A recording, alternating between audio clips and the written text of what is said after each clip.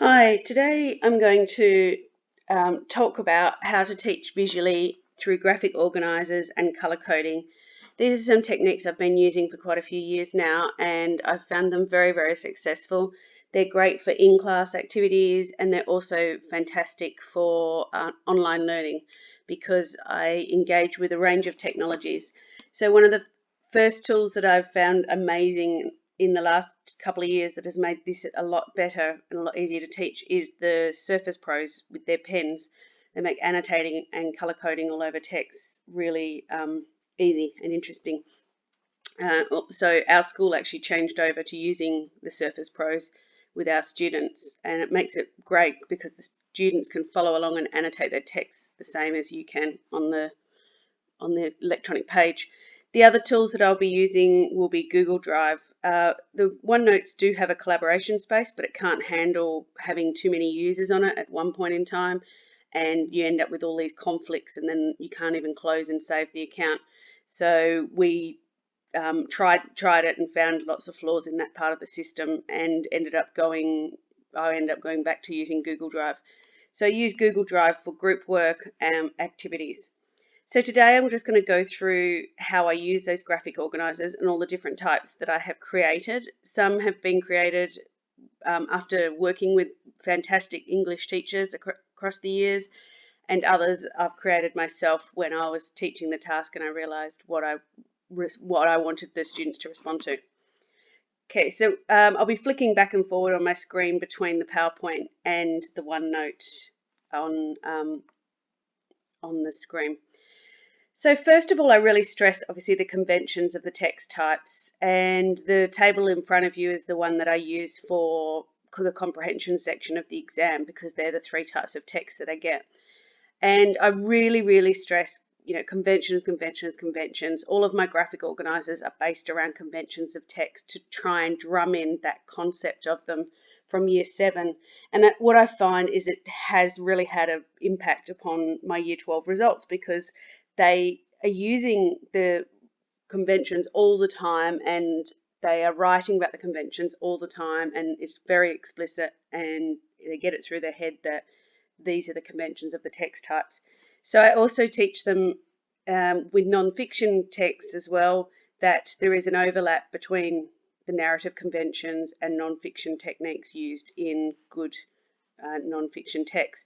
In particular, if you look at work like Tim Winton, whose work often reads like narratives, even if his non-fiction work. So you can see these screenshots here of me modeling how to annotate with students and using color coding. So I'm going to go through that now and demonstrate how I would do that with students in class. And this is also great for doing at home. So the one on the right I did the other day while online tutoring a student, and I just went through word by word and line by line and then used the color coding, and together we co-wrote paragraph 1, and then he wrote another paragraph and read it out to me. It was a really successful session with him. So I'm trying to trial online learning because as of a few days ago, we thought we were doing online learning, but we don't know what's going to happen. So I wanted to make sure that all of my activities could be done online and done well. So I'm going to flick over to the notebook here and flick to the Tim Winton text, and I'll be using my Surface Pro pen and the highlighters. I really hope Tim doesn't mind me using his text to help other teachers learn and deliver some programs to their students at home. There are a lot of states that are still doing schooling from home at this point, doing online learning, so hopefully this can assist them as well. I'm sure Tim Winton would be very happy for us to use a small part of his text to demonstrate. I'm really hoping. So the text below, the first thing I teach my students, of course, is to always look carefully at the question before they start annotating, and to look at the question, and to look at, sorry, I've just had an invite come up from my son's Surface Pro. All right, to look at what it's asking you to do. Now, so I did change this question wording, but it hasn't come up on here. So I did change it to use language and narrative techniques, but obviously it hasn't transferred over. But I did that because I wanted to, there, so I've changed it there, use language and narrative conventions to encourage you to respond to the Australian landscape. So that's the first thing I do, is say to them, identify the question and what it's asking you. And the reason I did this is because I wanted to show them how the question was asking, I wanted to model how questions asking two things can be set out. So in this section of the exam, I use a graphic organizer that's based on a 2-paragraph structure. And I always say to my students, basically write as many paragraphs as in the response based on what the question asks you. So if you look at one of the texts from last year, I can't find it right now, but the text on the body border, and it asks for 3 things. So I would encourage my students to do 3 paragraphs. Now, the reason I do that, I know we've always said in waste marking, and the waste examiners have said there is no rules for this section of the exam. And, you know, students can write in 1 paragraph, or they can do multiple paragraphs, and no one's marked down for it. However, what I've found, and even working with some of, you know, the top students in the state, is that they really struggle to get their ideas coherently out if they just use 1 paragraph, because they might be talking about one aspect, like they might be talking about the setting of the text, and then they'll move on to talking about the characters of the text, and then they'll remember something that they haven't said yet about the setting, and so they'll want to add it in, and you end up with this mishmash. So I teach them to do a paragraph per idea and then leave a couple of lines between it so that they can fill in ideas that might come to them later. And obviously teachers have their own way of teaching, but I find using the 2-paragraph structure as well. Most of these questions in section 1 do ask for a couple of things. If you look at the history of the questions being asked in this section, and most of them ask for either techniques. I say the questions are either techniques based or ideas based, or both together. So I also teach them that they must read the contextual information, because it tells us here that it's a non-fiction text, an excerpt from Tim Winton's Land on the Edge, a coastal memoir. Because if they don't, and they don't know this is a memoir, they could start talking about the character as a narrator, as opposed, and a fictional character, as opposed to understanding that this is a real person talking about Australia. All right, so now I'm just going to model annotating. So you might have noticed there that I used 2 colors there. I have a color coding code that I've come up with all of my text work with students, so I better explain that now actually. I do this to help them answer exam questions as well. So I get them to go through exam questions, and we color code the parts of the question so they can identify what it's asking you. So to me, in my color system, orange, why am I writing the word orange? Orange is language, any language techniques. Yellow is any conventions of any text type, whether it's visual, narrative, or non-fiction.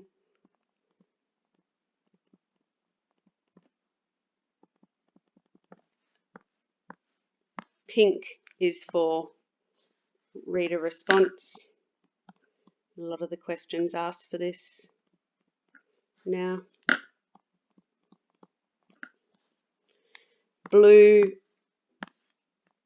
is for setting, anything about setting or context, as in the context of the text rather than context of production. And the reason, even though setting is a narrative convention, I ask them to highlight it in blue when we're looking at how the setting within the text is contextually affecting the meaning. Some people may disagree, and that's fine. You can adapt things to go the way you do. We all teach differently.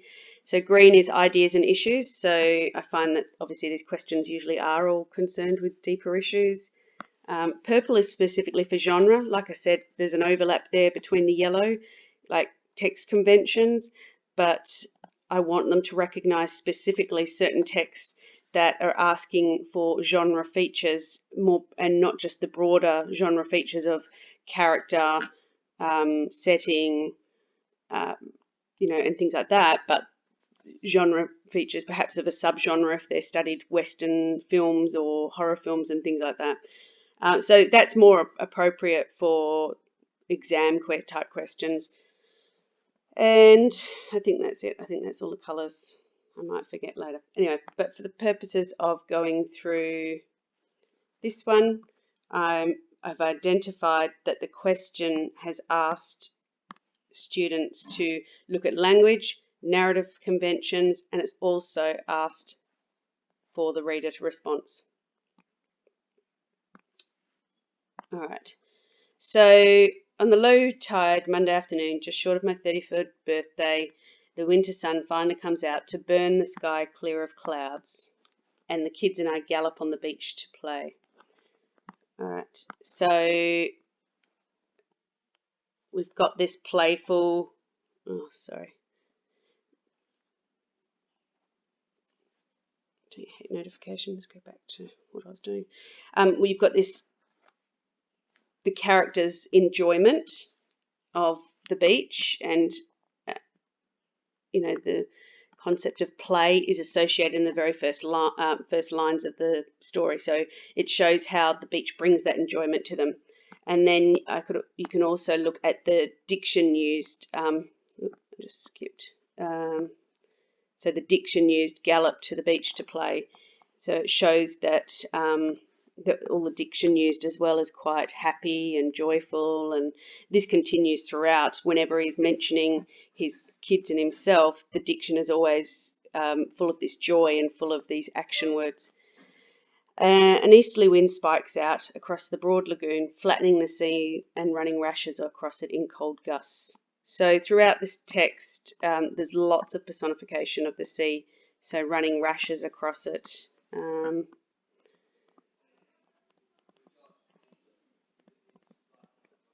Okay. Under the sun, the water shows its mottlings of deeps and shallows, black turquoise, reef and sand, dark and light.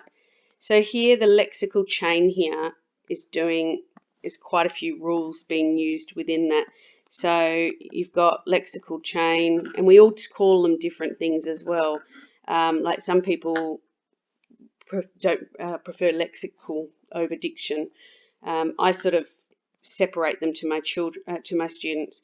So you've got rule of three or tricolon, depends what you want to call it, and you've also got parallelism, because you've got these three sets of things that juxtapose each other, broken up in the middle with the black turquoise, deep and shallows, reef and sand, dark and light. So this is showing how the ocean is complex in its beauty, how it's, has a deeper world to it. And then it ends at the end, it's coming and going. So there's actually 1, 2, 3, 4 sets of juxtaposed parallel words used.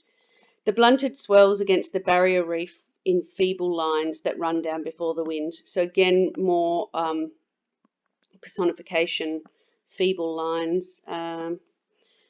The way out the horizon looks like a ripshore. At first glimpse of the Indian Ocean, I stop running and feel the relief unwinding in my chest.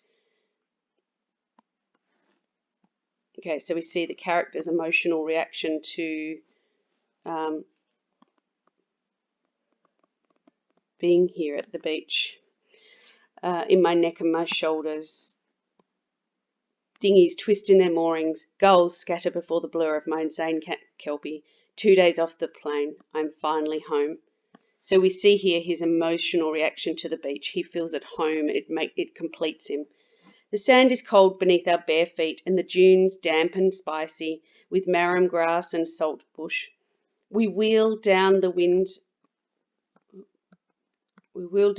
hollows beneath the dunes, yelling and fooling about, shaking off the confines of the house, the stalemates and frustrations of winter indoors. So here, like again, more of this joyful diction, like we wheel down the wind hollows, that what you used to do as a child, you'd windmill your arms as you run down the hill. So again, this sense that they're just complete joy while being at the beach, and it makes them, feel wonderful. The sun slants finally on our necks, barely felt, lighting the hard white beach to squinting point, to the momentary point of summer. Down at the low water mark, the scalloped edges of the shore, the water is giggling cold. So more of this personification. You've also got a bit of this alliteration sound sort of happening throughout here. Clouds rise around our feet. The four of us hold hands and bend like a sail, raucous in the east wind, laughing with shock. The kids fall to digging and damming and sculpting. So you've got the tricolon there as well, and you've also got the alliteration. Rule of three. They wet the knees of their trousers, they sniff back the gunk of head colds and go quiet with concentration over moats and walls, while I stand there with my feet in the water, feet going numb and my mind drifting in a kind of fugue state that only comes to me here. So basically, again, this sort of complete emotional, full body reaction, his whole body relaxes and unwinds when he's at the beach. There is no one around. I flinch at the sound of whitebait cracking the surface a few meters out there. It's alive out here. So this is the completion of all of the personification that's building up to the point where the oceans are alive, the water is alive, there's the water is giggling, it's feeble, it has rashes, and then finally this culminates in it's alive out there. After the still exhausted Aegean where nothing moves but plastic, it seems a miracle. So we've got here this comparison between the Aegean Sea, which I would say to the students, basically the Aegean is known as, the place where you go. They have beautiful waters. Apparently it's advertised that it's the most wonderful sea in the world. But basically Winton is doing this comparison and saying, but nothing, where nothing moves but plastic. So he's comparing Australia to Greece and, finding Greece wanting. Greece is not alive. It's polluted and ruined by humans. Call it jet lag, cabin fever, but I'm almost in tears. So here, again, we've got this emotional reaction, but we've also got him using asyndeton, so he's not using conjunctions for effect. And earlier, I don't know if it's earlier or later, there's nowhere I'd rather be, nothing else I'd prefer to be doing. Earlier he uses polysyndeton, he adds the extra conjunctions for effect. Digging here, so the polysyndeton here, digging and damming and sculpting. Now, Tim Winton does this a lot. He uses these a lot for effect, and students find it hard to sort of talk about. They say, oh, it just has an effect, and I'll talk about that in a minute, and how the graphic organizer helps them to step out the effect on the reader. There is nowhere else I'd rather be, nothing else I'd prefer to be doing. I'm looking at the beach, looking west with the continent behind me. As the sun tracks down to the sea, I have my bearings. So again, this sense of completion he has here. So the question, going back to it again, how does Winton use language and narrative conventions to encourage you to respond to the Australian landscape? So basically, he's using it to encourage us to share his reaction. So I would say to my students that what you're going to do is you'll be comparing his emotional responses to it and how he feels there, and the sense of enjoyment and play and the diction. It's making us feel the same way. We're sharing with his emotional response because it's in first person and because of the beauty of the place. And then I would also be saying to them, by the using of the language techniques, bringing the sea alive, this makes us respond as well with a sense of joy, with this sense of beauty of the place.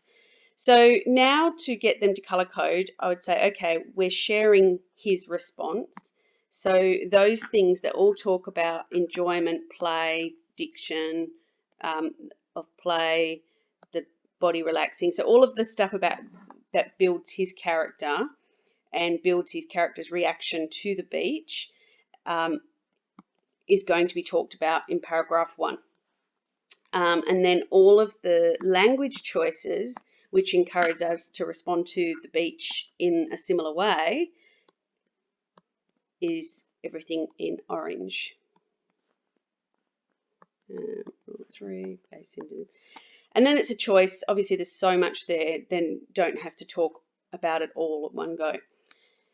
So I say to them, right, now go through and write the conventions in the left-hand side literally. So this is based on a visible thinking routine by Mark Church and Project Zero at Harvard. They created a whole heap of thinking routines and they're absolutely amazing. So I first learnt them from Mark Church in a PD at Perth Modern, and it changed the way I taught forever, and they're absolutely amazing. And what I do is train my students in these visible thinking routines that I've adapted from theirs, and now my students know how to do it. I only have to show them a couple of times, and then from then on, when I say, oh, we're doing step in, step out, or we're doing a SEE, or we're doing this, they know how to do it. They don't need explaining. And I'll show you in a minute about how I use them for group work as well, and how I get my students in this routine. So I say to them, write down all of the things you're going to talk about in paragraph 1. So we'll say that paragraph 1 is going to be all about the language. So we're going to talk about rule of 3. We're going to talk about the imagery, personification. We're going to talk about the parallelism, and we might talk about diction and syntax, which is obviously affected by the asyndeton and the polysyndeton. I'll just do a shortcut. So then I encourage them to look at the students, their response to it and the effect on the reader in this column.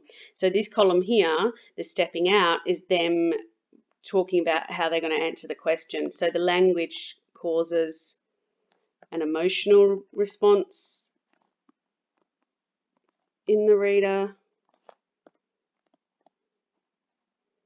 It makes us feel the same way. We appreciate the beauty.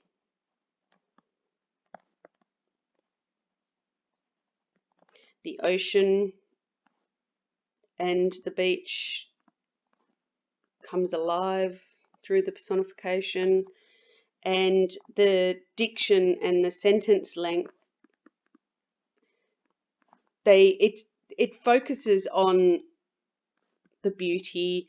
This, he does write beautifully, and the use of those conjunctions and the alliteration, like digging and damming and sculpting, it just shows the wealth of things that they can do at the beach, and it emphasizes the length of that sentence is emphasized, showing that there is endless hours of fun to be had at the beach. The landscape is a wonderful place because it provides them with all of these sources, and the diction emphasizes that this landscape is a wonderful place because it allows them to play and to celebrate life and enjoy their family time together.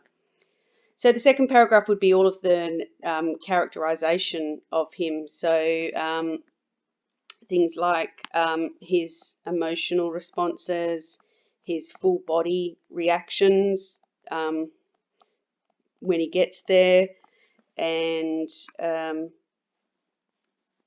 comparisons he makes, as he calls it, it's his home, and then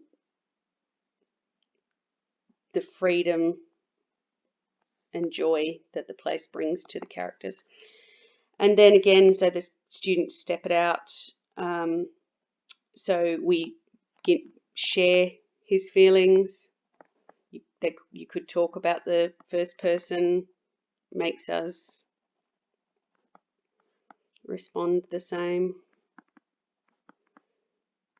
feel the same. We feel the same joy. We could feel the same national pride as well when he compares it to the Aegean. And there you go. So then I said, right, so your notes, this paragraph's going to be all about the language use. This paragraph's all going to be about narrative conventions. So I'll go on to one I wrote to demonstrate to my students. Now I write these live as well, so I write them in real time because I like to model.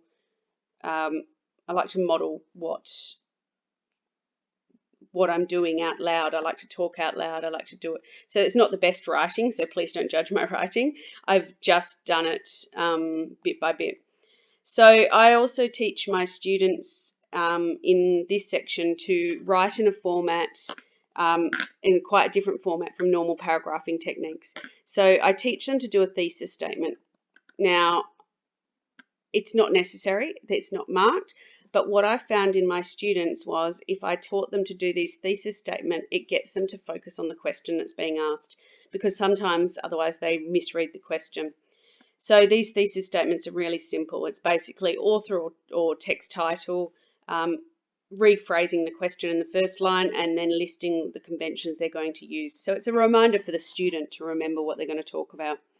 So Winton encourages the reader to respond to the Australian landscape the same way he does through emotive diction, polysyndeton, alliteration, and metaphors.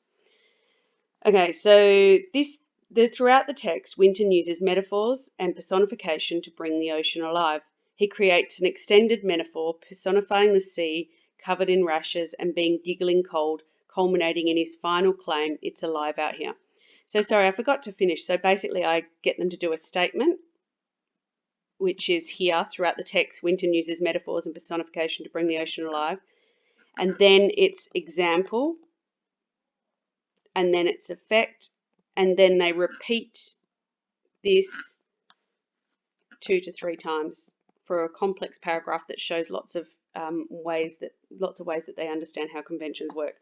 So as you'll see in the effect statement and the example, I'm also teaching them to embed the quotes for better quotes. My biggest bugbear is when students write in the quote, Winton says, and it's like, no, it's not a quote. You've just made it a quote. So we're always teaching them about embedding. And a lot of that came from a teacher I worked with the last couple of years, Jamie McLean. She's wonderful and has a whole tutorial that she does on embedding quotes. So we'll have to maybe do that one time and go through how she teaches it. So personifying the sea, covered in rashes and being giggling cold, culminating in his final claim, "It's alive out here." Winton also creates beautiful lexical chains through parallelism, repetition, and juxtaposition to encourage us to feel the same response to the ocean. The water is described in the lexical chain as being a series of contrasts, deeps and shallows, light and dark, reef and sand. These juxtapositions highlight the complexity of the ocean. Winton also uses alliteration and playful diction to make us feel the joy the ocean brings. From the opening, the characters are galloping, windmilling, and yelling and fooling about, playful diction revealing how enjoyable the ocean is. The alliteration and polysyndeton, digging and damming and sculpting, creates the concept that the beach has so much to entertain and fulfill their lives, making the reader feel the same way about the beach. So that was paragraph 1 that I did modelling, and then this was paragraph 2 that my student and I did as we were online. Winton encourages the reader to share his feelings about the Australian beaches and feel spiritually connected. "There is no place I'd rather be. I have my bearings." The writer has a physical reaction to the beach. "I feel relief unwinding in my neck and shoulders." The reader is encouraged to feel the same way, that this is more than just a landscape, that they are finally home. Tim Winton also shows himself as having an emotional reaction to the beach. Fugue state, revealing the mental peace he achieves when going to the beach. This encourages the reader to feel the same. The reader is encouraged to respond to the Australian landscape the way Winton does, in a motive and joyful way that feels like it's home to them. So that I also teach my students to do a final statement to ensure that they've answered the question. Now, you may wonder what the green is for. So the next text that I did with this student was this one here. And sorry, I've covered the question, but basically it says compare how text 1 and text 2 construct contrasting images of Australia. And so it's a still image from Wolf Creek. So we annotated at first: the character, dirtied, bloody clothes, hair is messy, body language defeated, she's hunched, she's given up, face is anguished, scared, covered in blood. So it all comes to the idea that it's dangerous in this landscape. There's a dull sky, the leading lines lead to nowhere, just this emptiness, emphasizing how there's nothing out there, there's no one alive, no one to help her. The lack of life, the dying bushes on the side, the shrubbery, it's not very verdant, so it shows that Australia is lifeless, and that Australia is deadly and dangerous because there's nothing else around to save her. So we went through that, and then I said to him, so you've already done the response to Winton's text. So basically, and we used green here, not in an ideas sense, I just used it as a different colour. And so I said, circle everything that you could use to answer the second question about Winton's text. So circle everything that would answer the point that Australia is constructed to be beautiful, fun and complex and spiritually healing, and then go through and highlight everything in text 2 that constructs Australia to be deadly, dangerous, and a place to fear, because if you're in trouble, there's no one around and nothing to help you. So we did that, and then that was his task left to do, was to go away and write the comparative response without my modelling.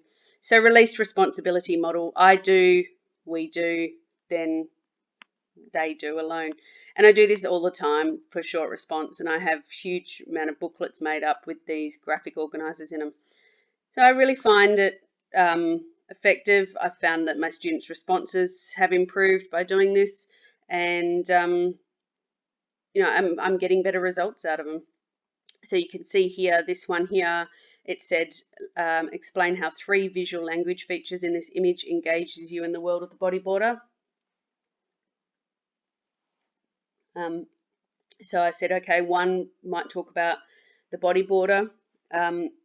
We might talk about the board, his costume. Some of this you might not talk about. So, you might turn around and go, well, no, I'm not going to talk about the costume because it's irrelevant. But it's really good to get students to list the techniques still. So the whole idea of these visible thinking routines is that they start with concrete on the left-hand side, and then they go to abstract thinking on the right-hand side. So it teaches them to recognize conventions and be really specific about naming those conventions. So his board, his costume, his pose, his gaze, things like that we might talk about. Then the next one, technical aspects, so the camera angle, camera shot, the wide angle, perspective, lighting. And finally, you might talk about the city, how the setting and how the city is in the distance, how it's far away, the ocean and the surrounding wave. So in this one, then they would talk about the fact that, the camera angle and the wide shot and everything allows us to become a part of the bodyboarder's world, allows us to share his perspective. The circling wave is almost like taking him away from city life, taking him away from, a place of busyness and industrialization, and taking him into this calming water world, which gives him peace and a sense of joy. Okay, so that's one type of graphic organizer I use, and that's how I use color coding to teach them to put their ideas into the graphic organizer. This is a second type of graphic organizer I have made. So this one here is what I call my persuasive text, or graphic organizer for persuasive text. So I get my students to do a step in, step out by looking at the techniques used in persuasive writing text. So they write the example down and they write the effect. So this was a text given to the Year 7s, the Greta Thunberg speech. So the first thing we do is I annotate through half of the text and look at the techniques used. So I speak on behalf of the future generations. I know many of you don't want to listen to us, but you say we're just children, but we're only repeating United Climate Science. So the personal pronouns, makes this a personal issue. It shows, her passion for the subject. Many of you appear concerned that we're wasting valuable time, but I assure you we will go back to school the moment you start listening to science and giving us a future. Is that too much to ask? So that one there, we can talk about. Now this one would require different color coding. So this one, I could say, all right, every time she uses logos, we're going to highlight it in yellow. So highlighter is often, a lot of people have said, highlighters don't work. Students just highlight everything. But if you actually teach them to highlight specific things in different colors, they can be very effective. And then pink, we will do ethos. All right. So I would go through and highlight, annotate, and everything with the students for the first half. So that's appealing to our ethos and our pathos. So it appeals to our ethos because we all believe that, everyone deserves a future. And it also appeals to our pathos because, we have an emotional response, like children are supposed to have a life. So, she's saying you're taking away our life. So she uses rhetorical questions. So the reason I do this as well, like a lot of teachers might just teach the technique. So, rhetorical questions, which is probably, I feel like it's like the only technique that students seem to remember. But it's how they use the rhetorical question and is what effect it really has. So I teach them to say, okay, well, is that rhetorical question having a pathos reaction or an ethos reaction?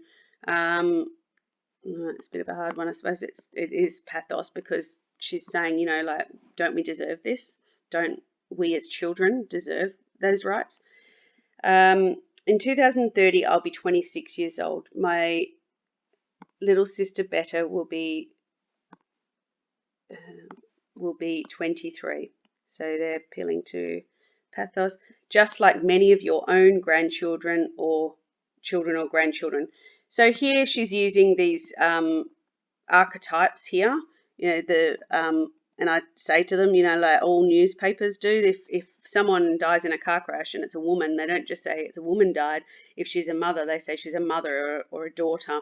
And those archetypal words are long known to give us a sympathetic reaction because all of us have brothers and sisters and mothers, and some of us have children and some have grandparents.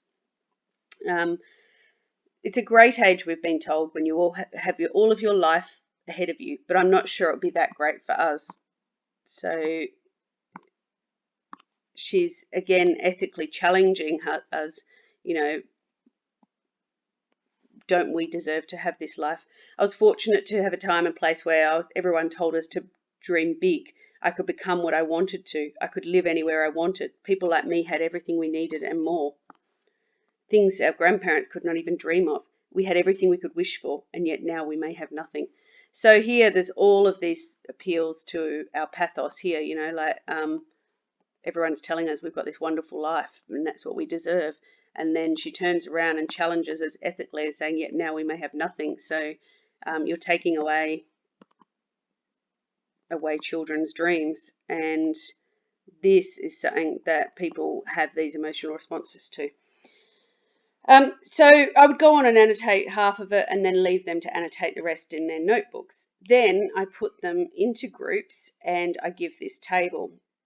Now, this is where I use the visible thinking online, and I'm going to flick back to my PowerPoint now. So what I do is I put students into groups to do these online activities, and here's that activity there. I don't know, it's really small. So I count how many groups I need in the classroom, groups of 4 or groups of 3. Groups of 3 works the best because you have one person that's a scribe, one person that sort of can give the exam, can be looking through the text for the example to dictate it out, and then the other person can be working on the effect statement. But it's hard to split them into groups of 3 sometimes because of the amount of kids, and so they end up being in groups of 4. But then I usually say that 2 people will be looking for evidence. So as you see here at the top of each table, because this only had 3 aspects to do, I had to divide them I had to create multiple tables. So there was only the logos, pathos, or ethos. So each group is given, so groups 1, 2, and 3 were given that table, and then the table was repeated for groups 4 and 5, and 6 and 7. I think in a class, you end up with 8 groups of 4, sometimes in a class of 32. Then each group's given a different font color, and these are put on the Google Drive, and they follow the link from their Surface Pro. Every 8 to 10 minutes, depends, they start off slower and they get quicker and quicker, my phone goes off. And in the old days, when you used to do group work, you would pass around a bit of A3 paper and it would go to another group. So this basically takes over that function. So everything's online, everything's digital, and if they ever have to go write an essay about this, they can just copy those quotes and effect statements out onto their own essay planning. And it's great if kids are at home. I've often had gate kids, and one of the students will pipe up and say, Miss, such and such is at home sick, but she asked if she can still keep doing the work along with us at the same time. And I'll be like, yeah, sure. And so these will be very, very effective for online learning that's coming up, because your students can be doing this at home. And I have actually set homework in week 8 and 9 where students were doing this, and I just said pick a different color font each, and instead of doing it in groups, I said you have to add 1 to 2 examples for the table. Sorry about these tabs. Go away.